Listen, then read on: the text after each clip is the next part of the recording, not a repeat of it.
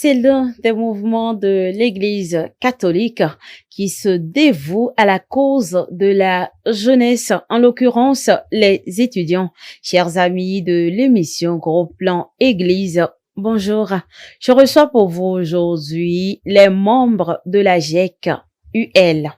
Alors, je suis sur ce plateau avec Monsieur Komlan Fofovi Jacques Agbobli. Il est le responsable de la GEC UL. Il est accompagné du révérend père Charles Emmanuel Fougère. Il est le père accompagnateur du groupe. Il est curé sur la paroisse universitaire Saint-Jean-Apôtre de Lomé. Chers invités, soyez les bienvenus. Merci de bien vouloir nous aider à découvrir votre mouvement. Alors, qu'est-ce que la GEC? Merci une fois de plus pour l'invitation. Merci pour l'occasion que vous nous donnez de parler de la GEC. Je vais donner une définition assez linéaire de ce que c'est que le cycle après d'expliquer en fait ce qui se cache derrière le cycle. Alors, la GEC se définit comme Jeunesse étudiante catholique. C'est un mouvement de jeunes, a priori chrétiens catholiques, mais qui est ouvert à d'autres personnes, d'autres confessions religieuses, mais qui en réalité fait la promotion que des valeurs chrétiennes catholiques. Des valeurs chrétiennes catholiques. Et alors, quel est l'historique de la GEC? La GEC, en réalité, elle a été créée en 1929, au moment où il y a la crise économique internationale qui sévissait en France. Il y a notre fondateur, le professeur d'université Louis Chaudron, qui a fait un constat qu'il y a beaucoup de jeunes qui, dû aux conséquences néfastes de la crise, s'adonnent aux pratiques peu recommandées. Donc, du coup, il a pensé créer un cadre pour pouvoir ramener ces jeunes-là, un cadre qui va les intéresser à pouvoir faire valoir leurs valeurs chrétiennes et en même temps concilier avec eux la vie des jeunes étudiants. Donc, du coup, elle a été créée en ce moment-là où l'Église et la société en général mondiale étaient en crise pour pallier aux conséquences que gangrène la société. Et la GEC, elle a été créée pour ramener les jeunes à pratiquer les valeurs, parce que avec la crise, il arrive parfois qu'on perd de nos valeurs. Alors, et au Togo, en quelle année la GEC est arrivée, et en particulier sur la paroisse universitaire où vous êtes actuellement? Ok. Comme je le disais tantôt, quand elle a été créée en 2029, elle s'est répandue de par le monde jusqu'à arriver au Togo. Et au Togo, la GEC est venue pour la première fois en 1956. C'est en 1929, non? La création. La création en Pas 1929. en 2029, c'est ça? Pas en 2029. Voilà, Merci. Oui. Donc, du coup, elle a été créée en 1929 et venue au Togo en 1956. La première paroisse, sinon la première section, j'allais dire, à connaître la GEC, c'est le Collège Saint-Joseph, qui a abrité pour la toute première fois la GEC, qui à la base était un rassemblement de jeunes qui a évolué pour devenir la GEC proprement dit. Maintenant, à la paroisse universitaire, la GEC n'est pas venue premièrement sur la paroisse, mais plutôt à l'université de Lomé. Et qui parle de l'université, la GEC universitaire parle de la paroisse universitaire. Donc, du coup, pas redondant, on peut dire que la GEC universitaire à la paroisse universitaire a vu le jour en 1981. En 1981. Alors, mon père, et comment la paroisse a-t-elle accueilli la GEC? Je répondrai plutôt à l'inverse, c'est comment la GEC a accueilli la paroisse. Ah, d'accord, ok, c'est la GEC qui a plutôt accueilli la paroisse. Je crois que c'est plus juste de dire cela. Ok. Car au début, en tout cas, l'histoire Oui. de la pastorale Oui. universitaire fait qu'il y a eu la GEC notamment, le MIEC, qui est aussi un autre mouvement d'étudiants, et puis quelques mouvements qu'on connaît encore aujourd'hui sur la paroisse. S'étaient rassemblés dans l'aumônerie universitaire. Okay. Et c'est en 2001, donc même 20 ans après la création de la GEC, que le père, plutôt Monseigneur Agbobli, qui était à ce moment-là aumônier de l'université, a passé la main aux frères de Saint-Jean, et il y a eu la création de la paroisse universitaire avec ces mouvements qui existaient déjà.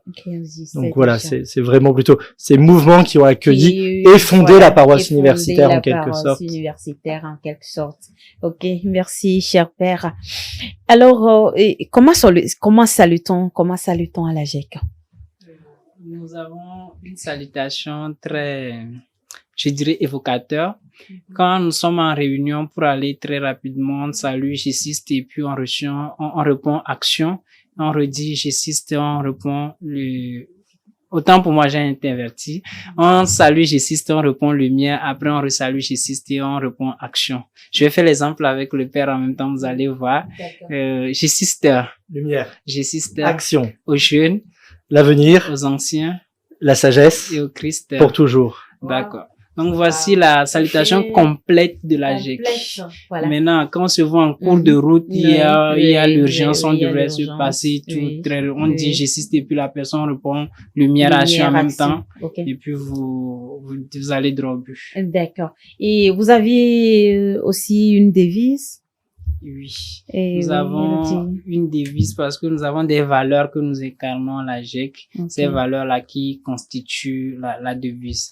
Donc, notre devise est fier, pur, joyeux et conquérant. Nous sommes à la GEC des jeunes qui sont fiers. Oui. Nous sommes des jeunes purs. Oui. Nous sommes des jeunes qui sont conquérants, qui vont à la bataille et qui rentrent toujours avec des résultats assez satisfaisants. Oui. Et nous sommes joyeux tout le temps. Ah, vous êtes joyeux tout le temps. Ouais, ok. D'accord. Alors, mon père, vous allez nous aider, vous qui accompagnez le groupe. Quels sont les objectifs de la GEC? Je vais répondre d'abord en disant le premier et principal objectif de la GEC, c'est l'évangélisation de la jeunesse et l'évangélisation en milieu estudiantat pour la GEC universitaire en tout cas. Et donc c'est l'évangélisation de la jeunesse par la jeunesse. C'est-à-dire que dans le milieu où ils sont, comment peuvent-ils témoigner de leur foi? Ça, c'est le premier objectif. Après, Jacques pourra encore mieux répondre que moi, mais il y a d'autres objectifs qui sont pour pouvoir évangéliser, eh bien se former soi-même à la doctrine de l'Église, à la doctrine sociale de l'Église, et puis sur différents points de la société, être des jeunes chrétiens engagés dans la société, dans l'université, pour que justement puissent rayonner leur foi. Alors, oui, Jacques, vous voulez ajouter quelque chose? Mais c'est pour dire en fait qu'il a résumé tous les objectifs de la GEC en une phrase. Okay. C'est faire des jeunes chrétiens complets. Parce que notre objectif premier, c'est d'évangéliser le milieu estudiantin. Et ce milieu estudiantin, nous pouvons l'évangéliser qu'en étant des jeunes chrétiens. Et celui qui est chrétien va développer des valeurs chrétiennes. En ce sens que par nos comportements, nos manières de faire, on ne prend pas quand même peut-être la Bible pour aller reçoit Jésus, fait ci, fait ça, mais par nos comportements, nos actions, notre intelligence, le fait d'être excellent, le fait de faire la différence, d'être ce jeune-là qui fait la promotion des valeurs, je dirais, souhaitées, fait de nous des évangélisateurs et nous avançons ainsi. Alors, ça veut dire que si on arrive à l'université, on fouille un peu, ça veut dire que les gestistes sont parmi les excellents, c'est bien ça? Évidemment, le G6 doit être dans les excellents. Non, il doit ou bien il l'est? Justement, c'est à ça que je vais en venir. Le G6 doit, ce qui fait que ça l'amène la pression de faire. Et aujourd'hui, vous l'aurez constaté que quand on prend les premiers, quand on prend les leaders, les décideurs, il y a toujours des G6 qui en font partie. Donc, du coup, le G6 ne doit pas que, mais il est excellent, il est leader. il est motivateur. Ok, le G6, il est leader, il est motivateur. Ce sont eux qui l'ont dit, pas moi. Alors, En présence de vous. ah, d'accord, oui, là, j'étais présent, je reconnais quand même. Mais dites-nous un peu. Chaque mouvement a ses stratégies pour atteindre ses objectifs fixés. Alors, à la GEC, qu'en est-il? Oui, nous avons une méthodologie, une stratégie que nous adoptons à la GEC et qu'aujourd'hui nous avons vu que beaucoup d'associations adoptent. C'est le VJA. Le V qui se définit par le voir, le J qui est le juger et le A qui est l'action. Donc, du coup, ça consiste en fait à identifier, pas forcément un problème, mais un fait de vie. Quand nous voyons la société, nous voyons un milieu, nous identifions, nous remarquons ce dont peut-être la société a besoin, pas forcément besoin, mais nous regardons, nous identifions, nous voyons. Après avoir vu, nous portons des jugements sur le fait en question. Mais pas un jugement pour juger, mais pour voir si à la lumière de l'évangile, ce que nous voyons est conseillé, ce que nous voyons est recommandé, ce que nous voyons peut nous amener à des résultats escomptés. Si nous voyons qu'il y a des manquements, nous faisons des propositions, toujours dans le voir, avant maintenant d'en arriver à l'action. Et au moment de l'action, nous posons des actes concrets pour pouvoir apporter une solution à ce que nous avons vu peut-être à la base comme un problème ou des propositions assez différentes pour résoudre une question, une équation donnée. D'accord. Et merci Jacques. Voir, juger, agir, mon père. Et qu'est-ce que ça vous dit, vous qui accompagnez ces jeunes? Qu'est-ce que ça me dit à moi? Ça me dit surtout que ils sont dans une ligne qui est bien la doctrine de l'Église déjà, et la doctrine sociale de l'Église. Mais juste, je vais rebondir là-dessus. Faut pas oublier que la GEC fait partie d'un ensemble de mouvements qui s'appelle l'Action catholique, qui est né, comme disait Jacques tout à l'heure, dans les années 20, dans les années 30, début du XXe siècle en tout cas. À des moments où la société se transformait énormément et où le laïc aussi prenait plus de place dans l'Église. Et voir juger agir, excusez-moi, vient montrer aussi comment le laïc peut être véritablement un chrétien accompli, c'est ce qu'on disait tout à l'heure. Vous voyez, par exemple, là, je sors d'une réunion d'une section de la GEC avec un débat qui était sur la jeunesse et les actualités dans les réseaux sociaux. Okay. C'est-à-dire comment justement la jeunesse aujourd'hui reçoit les actualités dans les réseaux sociaux, comment elle en vit. Ça, c'est typiquement une question qu'un jeune étudiant peut se poser, et surtout un jeune étudiant chrétien catholique. C'est-à-dire comment faire face aux réseaux sociaux, quelle attitude adopter. Et c'est vraiment ça la GEC. C'est-à-dire que la méthodologie qu'on a, c'est pour impacter le milieu dans lequel je suis, dans lequel je vis, et donc trouver les moyens. Voir, je regarde le fait, je vois ce qui se passe, les réseaux sociaux, les actualités, comment c'est, et nous on en fait partie là actuellement. Juger, qu'est-ce qui est bien, qu'est-ce qui est moins bien, quel regard je peux porter réellement dessus, et qu'est-ce que aussi le Christ m'apporte peut-être là-dessus, et agir. C'est-à-dire comment je peux impacter peut-être pour transformer ce qui est moins bien et développer ce qui est bien. Ok. Merci mon père. Alors, comment la GEC est-elle structurée quand nous prenons au niveau paroissial et diocésain et puis national? Comme je l'ai dit, c'est un mouvement international, donc du coup hiérarchisé. Je vais donc donner l'organigramme de la section, genre du bas vers le haut.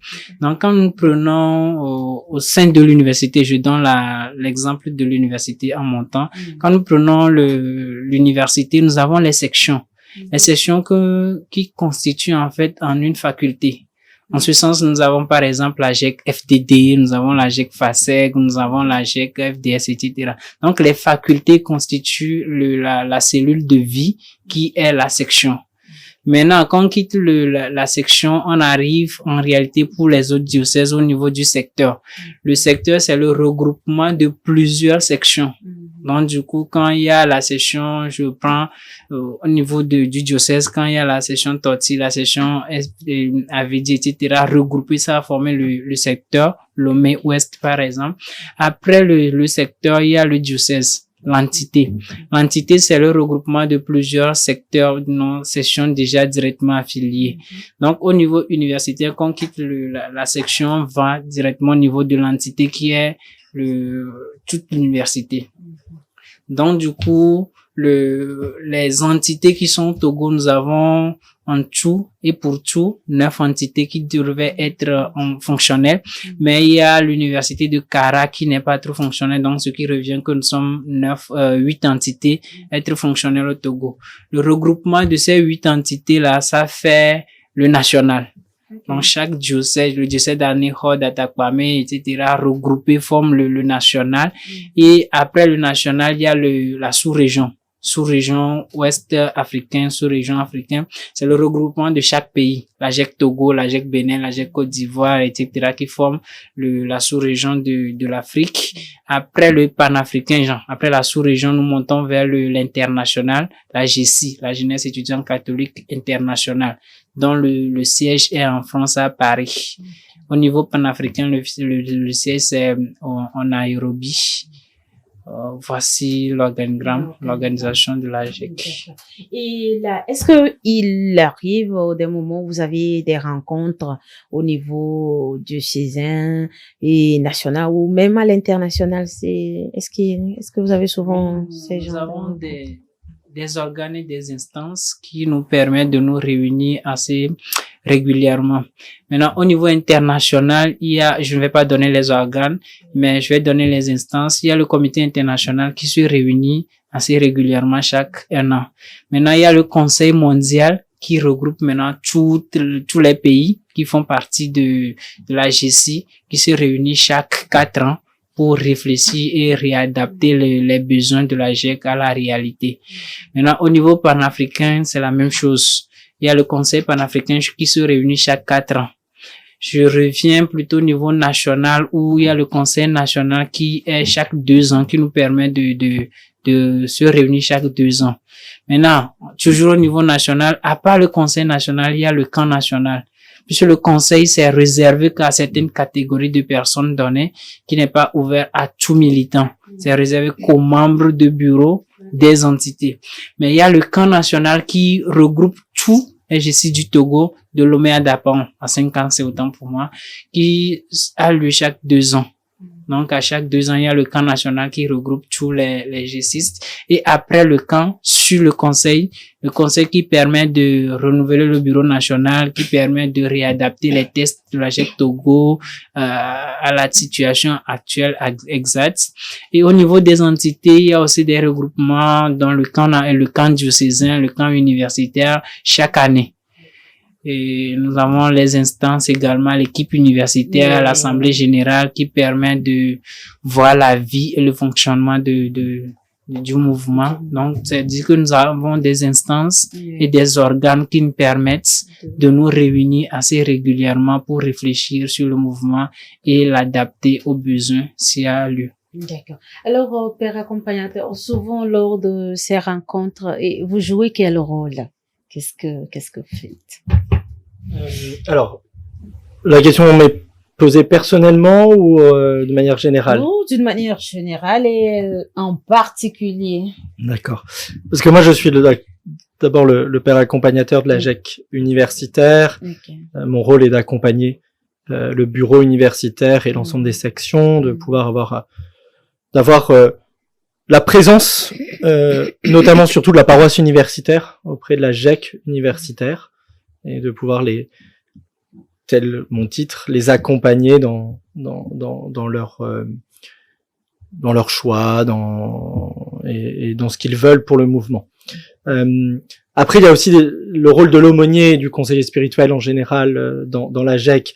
Et là, je travaille avec d'autres aumôniers sur le diocèse, qui sont les aumôniers diocésains pour la GEC.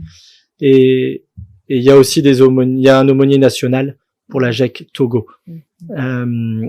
Et notre rôle en tant que conseiller spirituel, aumônier, c'est justement de venir déjà leur rappeler ce qu'ils sont, des catholiques, et d'être un peu des veilleurs de ce côté-là, qu'ils oublient pas la doctrine catholique, de les réaffermir dans cette foi, mais aussi simplement être un conseiller, un accompagnateur, c'est-à-dire être disponible pour eux, pour leurs besoins, la vie sacramentelle, bien sûr, mais aussi l'écoute toute simple de la jeunesse qui, par moment, a besoin d'être écoutée. Alors, je voudrais un peu être curieuse. Je sais pas sur votre paroisse comment il s'est fait que, parce que là vous êtes un père très jeune et c'est vous qu'on a choisi pour accompagner ce groupe.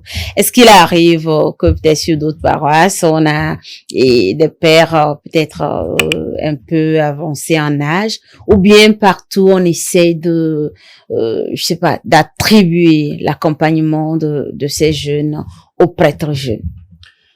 Pour la GEC, bon, à part, je pense que la plupart des aumôniers de la GEC au Togo, en tout cas, sont relativement jeunes.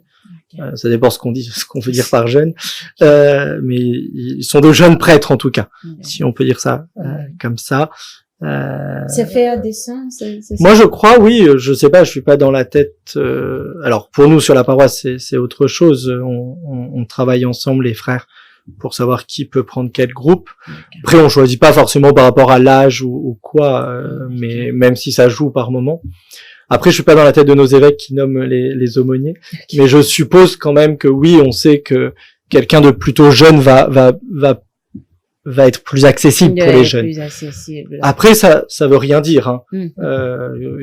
Un prêtre plus âgé peut être aussi très très bon avec la jeunesse. Avec la jeunesse. Merci mon père. Alors, Jacques, dites-nous, comment participez-vous à la vie de votre paroisse? Participation à la vie de la paroisse, nous accomplissons ce qui est demandé à tout chrétien fidèle catholique. Nous, à la paroisse universitaire, par exemple, nous participons à plusieurs activités quand il y a le conseil pastoral paroissial. Nous sommes présents, nous faisons nos propositions, nos idées, ce que nous voulons de la paroisse universitaire, nous le faisons, cette proposition, et ensemble avec le bureau exécutif, nous réfléchissons, nous adaptons et nous exécutons les idées que nous avons proposées tous ensemble. Et au moment du rosaire, nous animons, nous participons à l'animation du chapelet, etc. Nous participons à l'aménagement de la paroisse, la propriété de la paroisse. Quand nous programmons, nous venons, nous rendons propre le lieu du culte. Nous faisons le parking puisque c'est également à tour de rôle par association. Donc du coup, quand notre moment vient, nous participons à ce que tous les véhicules, les engins soient protégés, gardés pour les autres, pour nous, et pour qu'il y ait une harmonisation de la paroisse universitaire. D'accord. Alors, qui peut devenir G6 ou bien, et puis combien de types de membres peut-on distinguer dans la GEC? À la GEC, il n'y a pas de catégorie de personnes, il n'y a pas de catégorie de membres, je pourrais dire. Il n'y a que militants. Toute personne est militant. Maintenant, peut-être en fonction du nombre d'années, sinon pas de nombre d'années, mais des cérémonies suivies, on peut distinguer certaines personnes. Des cérémonies. Nous avons des processus, l'engagement, l'adhésion, etc. Puis bon, ce n'était pas avant, mais voyons comme nous devrons toujours adapter la chose à la réalité. Nous avons par le passé le conseil national qui était tenu à Lomé, établi un canevas, un processus pour qu'un militant, un nouveau adhérent devienne effectivement militant. Donc, du coup, il y a l'étape d'adhésion, il y a la promesse et puis il y a l'engagement. Donc, quand tu adhères, on fait un suivi de 3 réunions successives pour voir ta volonté effectivement de faire partie du mouvement. Après ça, tu as adhéré, tu es militant.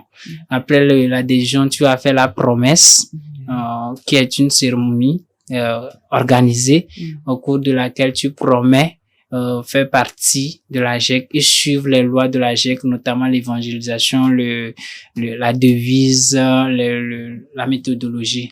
Après ça, il y a la cérémonie d'engagement qui réunit également tous les militants.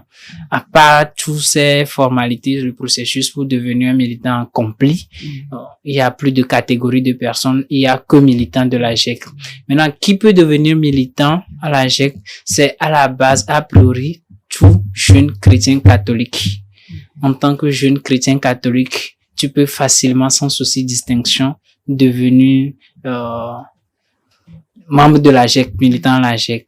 Sauf que nous ne sommes pas aussi fermés pour d'autres confessions religieuses, comme je l'ai dit, en ce sens où quand un jeune qui n'est pas forcément catholique émet le vœu, a besoin d'être suivi, veut être membre de la GEC, puisque nos actions ne sont pas limitées qu'aux chrétiens catholiques. Il n'y a pas d'empêchement pour cette personne-là. Il va falloir juste aussi suivre les processus, comme je l'ai dit, et puis être militant. Sauf que il y a certains postes de responsabilité que ces types de personnes ne peuvent pas occuper, notamment être responsable, par exemple, de la GEC universitaire, être responsable à n'importe quel niveau. On est méfiant pour ne pas le confier ces responsabilités à de jeunes chrétiens qui ne sont pas catholiques, au risque de s'écarter des objectifs, de s'écarter de notre milieu de vie, de notre foi catholique qui nous réunit à la base. Alors, Jacques, dites-nous, et qui peut devenir membre de la GEC, et combien de types de membres distincts, et à la GEC? À la GEC, quand je définissais la GEC, je l'avais dit comme étant jeunesse étudiante catholique. Donc, à la base, tout jeune chrétien catholique régulièrement inscrit dans une école, que ce soit du secondaire comme le supérieur, peut être réchissiste sans souci. Maintenant, ça ne nous empêche pas de nous ouvrir vers d'autres confessions religieuses, ce qui fait que nous avons d'autres membres qui ne sont pas forcément catholiques, chrétiens catholiques, mais qui peuvent également militer à la GEC.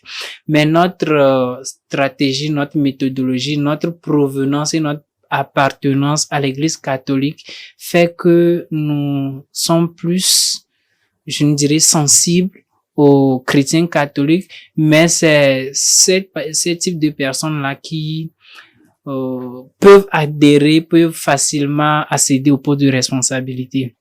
Donc, du coup, quand tu es chrétien catholique, tu es gessiste et tu peux tout faire.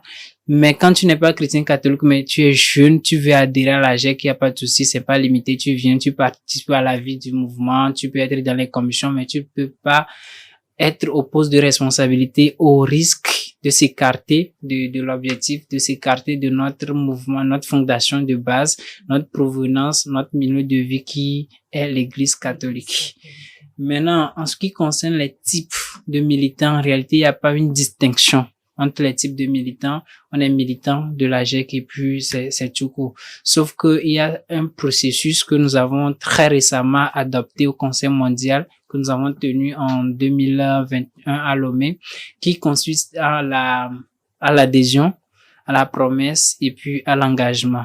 Donc, du coup, quand tu viens aujourd'hui, on fait un suivi de 3 réunions successives pour manifester ta volonté. Effectivement, je vais être engagé et être gessiste. Après ces 3 réunions, tu es accueilli comme militant. Après, tu vas faire la promesse pour dire oui, je promets être gessiste, je promets m'engager, je promets observer les lois de la GEC, etc.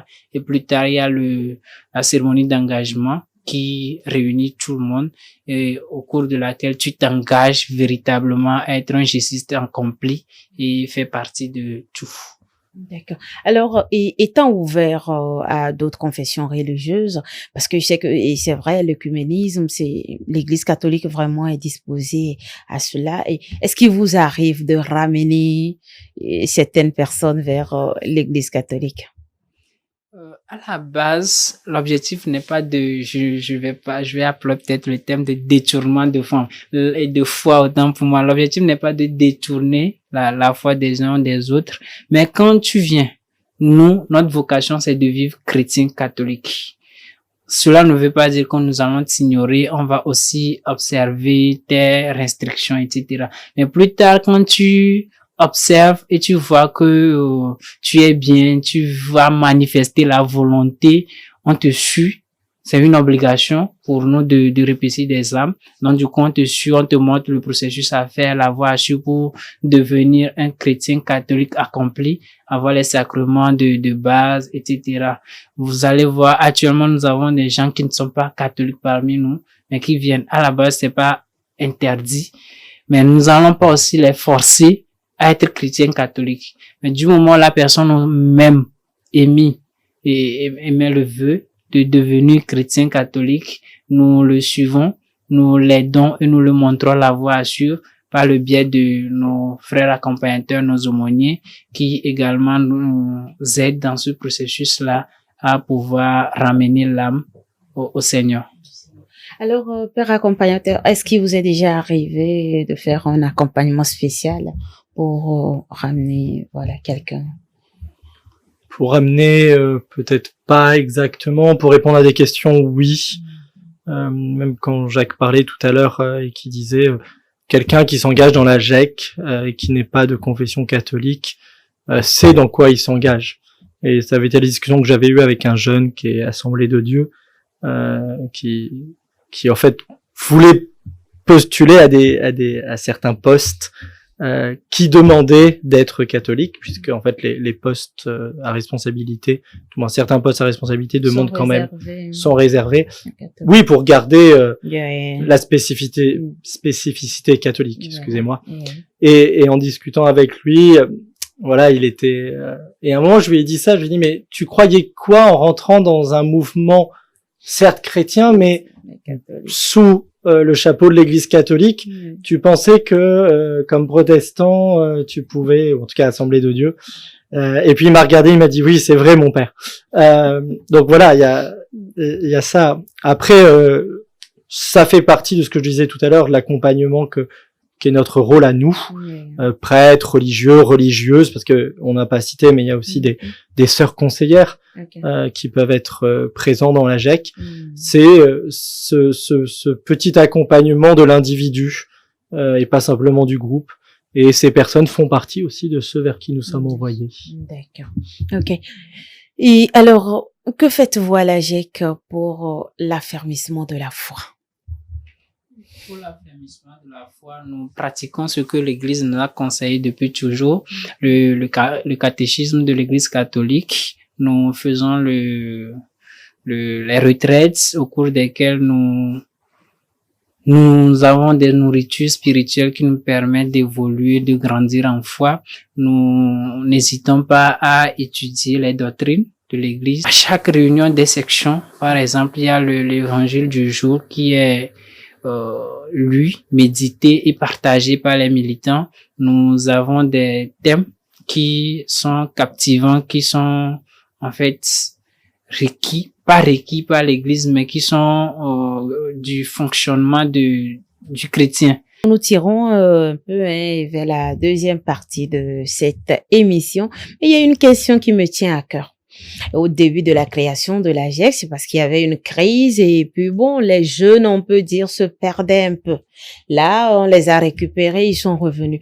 Mais jusqu'alors, et dans l'église, quand on prend les mouvements, on a l'impression que ce soit lors des camps des jeunes de la GEC, c'est comme il y a un laisser-aller à ce que l'on peut qualifier de dépravation. C'est comme on se dit, à la GEC, tout est permis, on fait tout ce qu'on veut, les jeunes, ils font tout ce qu'ils veulent, quoi. Mais alors, qu'est-ce que vous dites sur ce plateau? Saint Paul dit tout m'est permis, hein, mais tout m'est pas profitable. Ah d'accord, alors mon père, on y va.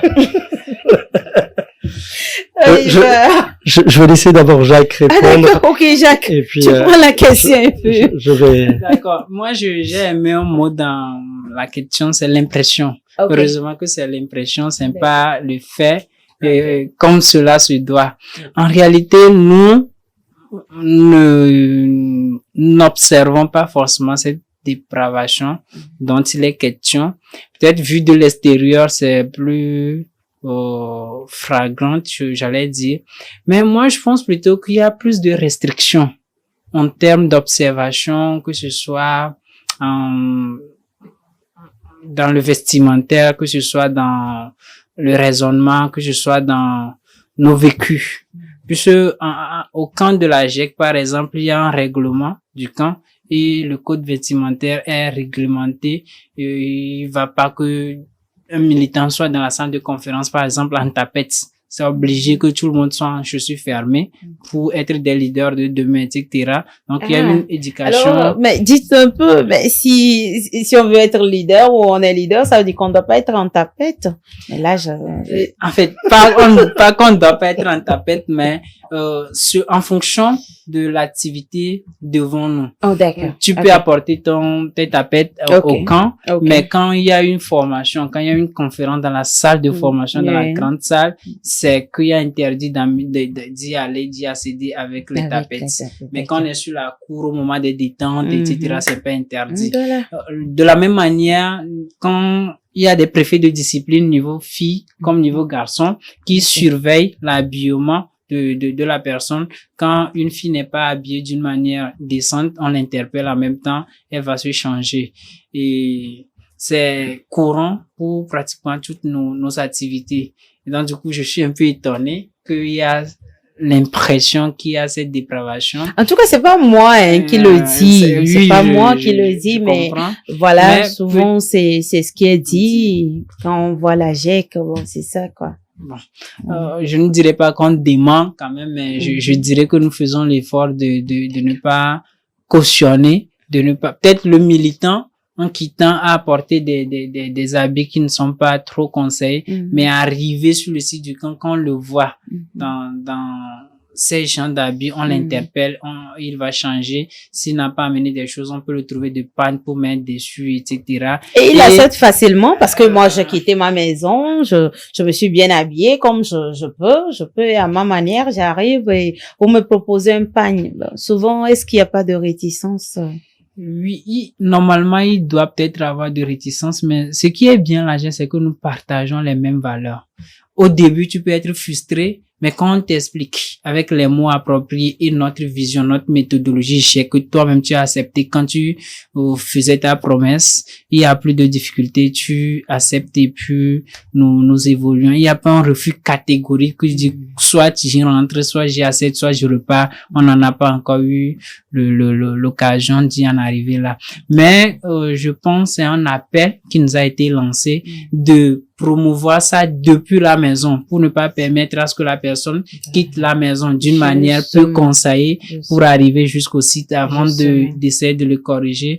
Nous allons mettre de côté les moyens assez efficaces pour pouvoir corriger, pour pouvoir accentuer cette éducation vestimentaire, ces agissements des militants. D'accord. Merci Jacques. J'aime bien cette dernière phrase. Ça dit trouver des stratégies pour corriger depuis la maison parce que quand un G6, quand il sort de sa maison, c'est l'image de la GEC, c'est l'image de l'église tout entière. Donc, je pense qu'il faut corriger à la source et le père accompagnateur veut aussi nous dire quelque chose. Oui, je pense que Jacques a bien rebondi en disant c'est une impression. Je pense qu'il y a quand même de l'impression, même si, comme dans tout mouvement de jeunesse, tout n'est pas parfait. Tout à l'heure, il rappelait la devise de la GEC où il y a pur. Il dit nous sommes des jeunes purs. Non, nous essayons d'être des jeunes purs. Nous sommes tous entachés par le péché originel et donc nous avons tous de l'impureté aussi en nous. Mais justement, c'est la recherche de la GEC. Il prenait l'exemple du style vestimentaire. C'est pas forcément que un chrétien doit être dans un style vestimentaire défini ou qu'il y a un style vestimentaire qui est mieux qu'un autre. Mais c'est de réfléchir ensemble qu'est-ce que le vêtement reflète de moi et qu'est-ce qu'il reflète de ce que je suis, de ce que je pense, de ce que je peux véhiculer comme et donc en tant que chrétien, est-ce que je peux tout porter? Est-ce que je peux vous voyez sans parler forcément de décolleté pour les jeunes filles ou de je sais pas quoi, mais quand on porte des t-shirts avec des inscriptions dessus, bah tiens, qu'est-ce que c'est que ces inscriptions? Qu'est-ce qu'elles veulent dire en fait? Donc ça fait partie. Vous parliez de dépravation. Oui. Faudrait se mettre d'accord sur qu'est-ce qu'on dit par dépravation et qu'est-ce qu'on a pu voir et constater. Ça serait intéressant pour nous comme aumôniers si vous savez des choses. Mais je me disais aussi que il me semble, en tout cas de mon expérience au Togo, de la GEC, les gens ont beaucoup aussi l'image d'un mouvement où on s'amuse, plus que de dépravation, où on s'amuse. Mais c'est parce que ça fait partie aussi de la GEC, de la pastorale certes, mais de la GEC aussi en particulier, où il y a aussi l'amusement sain. On voit les G6 en train de s'amuser en rond. Merci mon père. Alors, chers amis de la première chaîne missionnaire, et maintenant que nous avons été plongés dans les actions de la GEC UL, nous allons recevoir pour vous une troisième personne qui est aussi membre de la GEC, qui va venir sur ce plateau nous partager son expérience de vie. C'est pas la GEC, ce que la GEC représente pour elle aujourd'hui et puis pour sa vie de foi. Alors, nous allons marquer cette petite pause.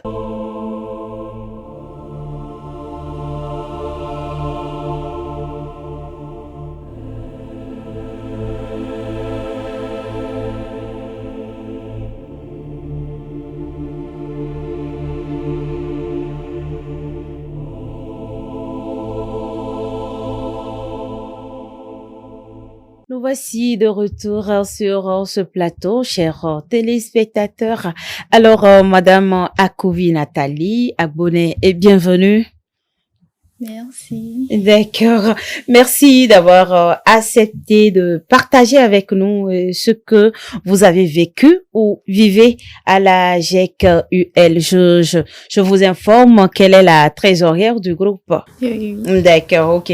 Alors, racontez-nous vos pas dans la GEC et aujourd'hui, qu'est-ce que la GEC représente pour vous?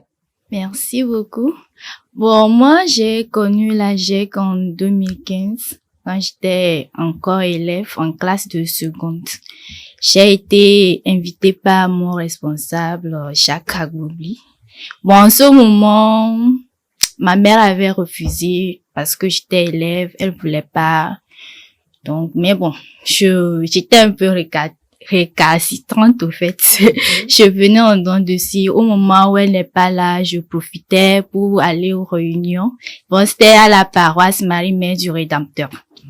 Mais bon, en ce temps-là, mais c'est après l'obtention de mon bac en 2018 que je suis venue à la GECUL. Mais en ce temps-ci, vu que je suis venue fraîchement, bon, je ne voulais pas aussi venir.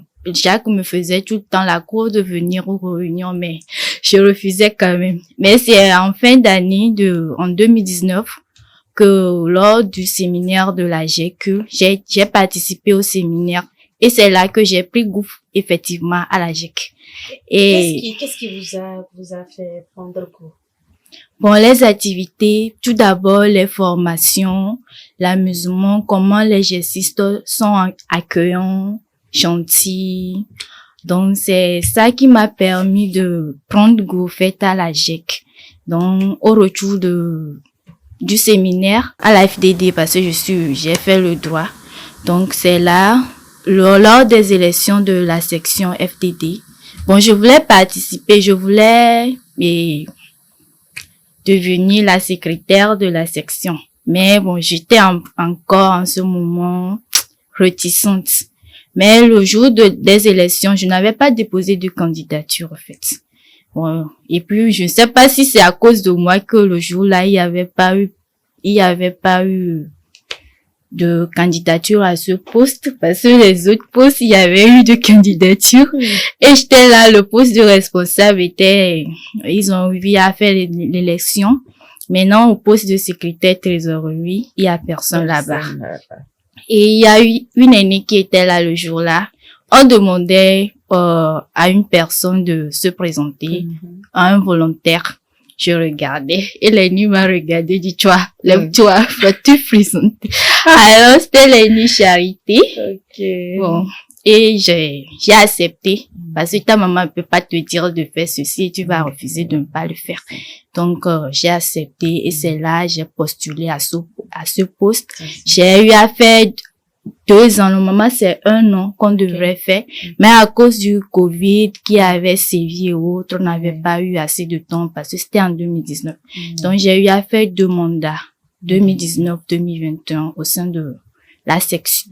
section FDD. FDD. Alors, comment tu as géré ce mandat? Parce que tu n'étais pas totalement préparé, mais tu as été proposé sur le champ.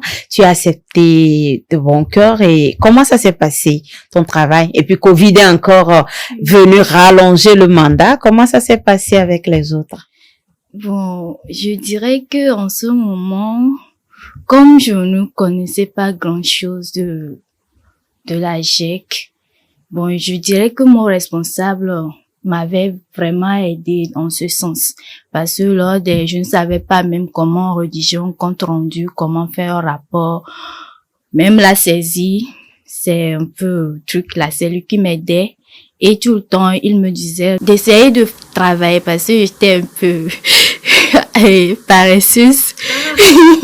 Non, c'est bien de le dire parce que ici, c'est sans tabou, hein. On ouvre le cœur parce que les téléspectateurs, ils sont là et on apprend tout.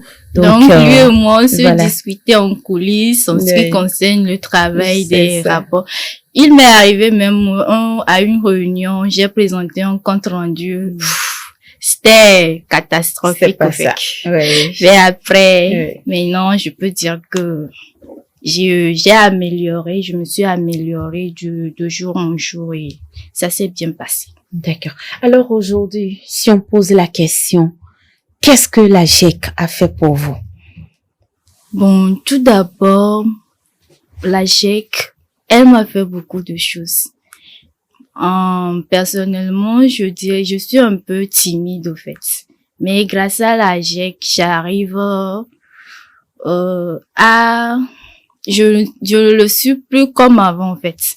Donc, et puis, grâce à la GEC aussi, j'ai appris à rédiger les comptes rendus, beaucoup de choses. Même la prise de parole en public, c'était un peu un truc, j'étais du genre je restais dans mon coin, bon, grâce à la GEC, j'arrive à parler en public maintenant et autres. Donc, la GEC m'a fait du bien dans beaucoup de sens. D'accord. Et par rapport à ta vie de foi aujourd'hui, qu'est-ce que la GEC a apporté de nouveau? Ta vie de foi. Bon, dans ma vie de foi, moi-même, bon, la GEC m'a apporté beaucoup de choses. Comme je le disais tantôt. Bon, dans ma vie de foi, moi-même, j'étais déjà, bon, j'aime l'église, j'aime en ce qui concerne les trucs de l'église, j'aime la prière et autres, parce que je suis déjà, bon, avant d'être Jessie, j'étais déjà lectrice, donc, je dirais que la GEC m'a apporté beaucoup de choses. Bon, pour ma vie de foi, les prières, et autres. Donc, c'est grâce à la GEC aussi, j'arrive aussi à prier, à apprendre beaucoup de choses dans la GEC. D'accord. Et aujourd'hui, si tu as un message à l'endroit de la jeunesse, ou bien des jeunes qui nous regardent aujourd'hui, qui ne sont peut-être dans aucun mouvement, qu'est-ce que vous leur direz?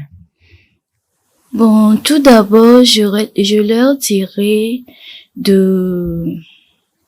si on les approche ou on les invite à venir participer aux réunions de la GEC, ils ne doivent pas refuser au fait.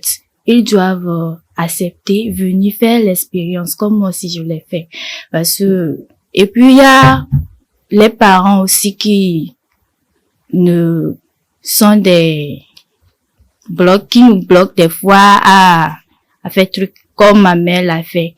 Mais bon, c'est à nous de les réconforter et leur rassurer plutôt les parents à nous laisser. Et cela aussi dépendra de leur manière de vivre à la maison, comment par exemple, dire à maman que je vais aller à la réunion alors que c'est pas aux réunions que je dois aller. Ça arrive souvent comme ça. Oui, bon, moi je n'ai jamais fait quand même, mais c'est ce que je veux dire. C'est à nous de les rassurer.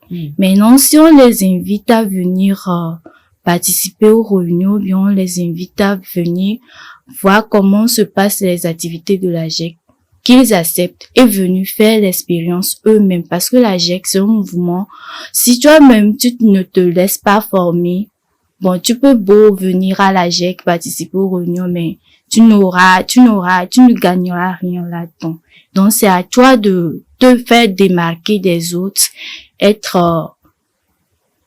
te laisser conduire par le mouvement, en fait. Donc, c'est un peu Te ça. laisser conduire par le mouvement. Mais dis-nous un peu, comment tu as fait pour convaincre maman de te laisser finalement aller à la GEC? Bon, maman n'avait pas refusé catégoriquement. Elle m'avait juste dit que j'étais élève de me concentrer sur mes études et autres. Donc, après l'obtention de mon bac, je suis allée la voir et j'ai dit, maman, maintenant, j'ai déjà eu le bac et je veux vraiment faire partie de la GEC. Elle m'a dit, OK, maintenant, tu es assez grande de prendre tes décisions. Donc, et puis elle m'a laissé. D'accord. Aujourd'hui, et maman, elle est fière de vous. Oui, bien sûr. D'accord. Elle le témoigne souvent comment? Ah, bon. Des fois, comme je suis la trésorière de la GQ Oui. et il y a les activités auxquelles je dois participer ou bien lors des séminaires, je demande la permission pour y aller. Elle dit, après maintenant, c'est la GEC, non, faut partir. Comme c'est la GEC, là, faut partir. Donc, elle a plus de mots. Elle m'a laissé la voie libre, quoi. D'accord. Ok, merci Nathalie d'avoir partagé ce témoignage de vie de ce que la GEC a fait pour vous. Et je suis sûre que nous avons tiré beaucoup de choses là-dedans. Alors, chers téléspectateurs, comme vous le savez, nous allons maintenant vous laisser apprécier les images d'une des rencontres de la GEC UL.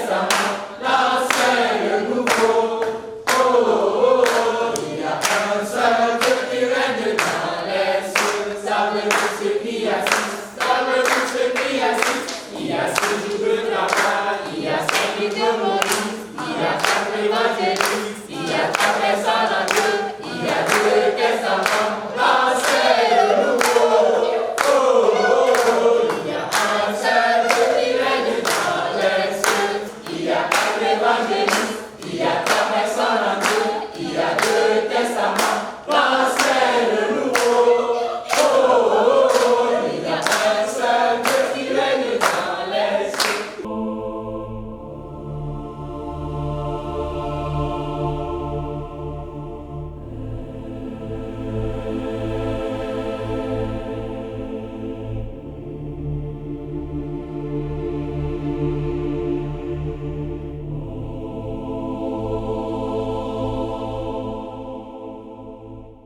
Nous voici de retour sur ce plateau et nous sommes déjà presque à la fin de cette émission.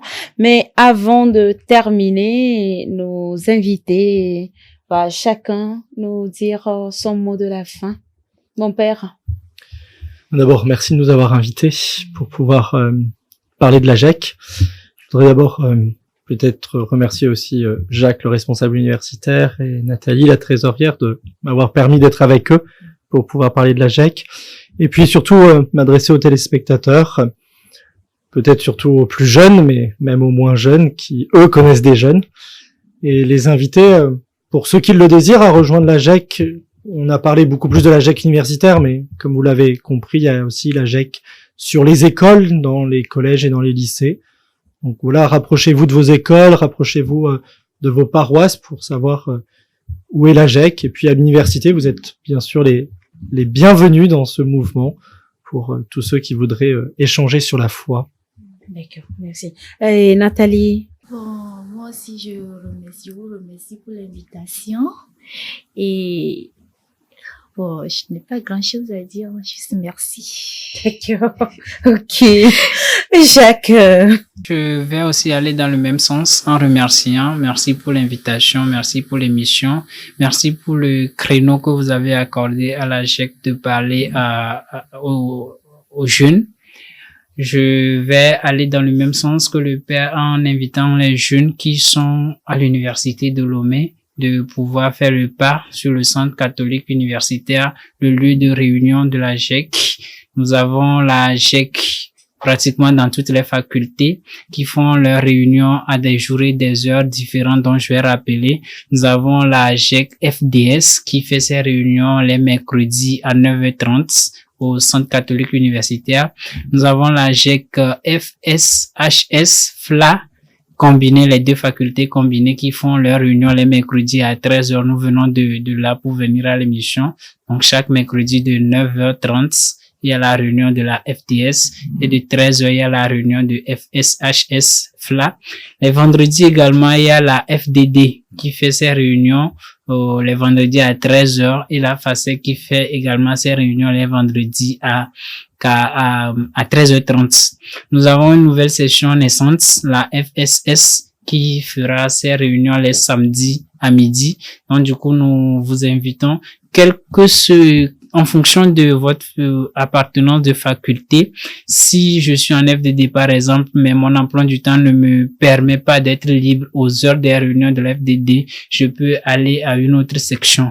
Également, je vais lancer l'appel à d'autres jeunes qui sont dans les universités privées, hors de l'université Lomé, donc s'il y a le désir de faire implanter la GEC dans les dites universités, ne pas hésiter à nous faire signe pour que nous entamons le processus d'expansion, puisque nous sommes effectivement dans un processus d'expansion pour pouvoir faire connaître la GEC à toutes les instituts supérieurs de Lomé, puisque la GEC universitaire de Lomé, en réalité, ne s'arrête pas qu'à l'université de Lomé, mais est ouverte sur toutes les institutions, toutes les instituts supérieurs de Lomé. Donc, du coup, s'il y en a des jeunes qui sont chrétiens catholiques dans ces universités-là et qu'ils veulent bien accueillir la GEC et travailler dans la GEC, de ne pas hésiter à nous contacter et nous allons leur montrer le processus à faire pour pouvoir arriver là.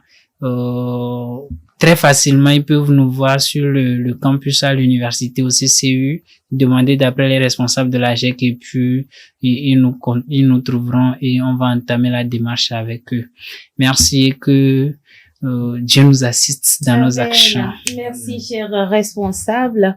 L'appel est lancé, chers jeunes, vous êtes attendus dans la GEC, sur toutes les paroisses, ou soit, si vous voulez venir à la paroisse universitaire, la GEC UL est là pour vous accueillir. Merci à vous, chers invités, d'être passés sur ce plateau. Ça a été un réel plaisir de vous avoir avec nous. Bon retour chez vous. Merci. Chers amis de la SMA Togo TV, c'est la fin de votre émission Gros Plan Église.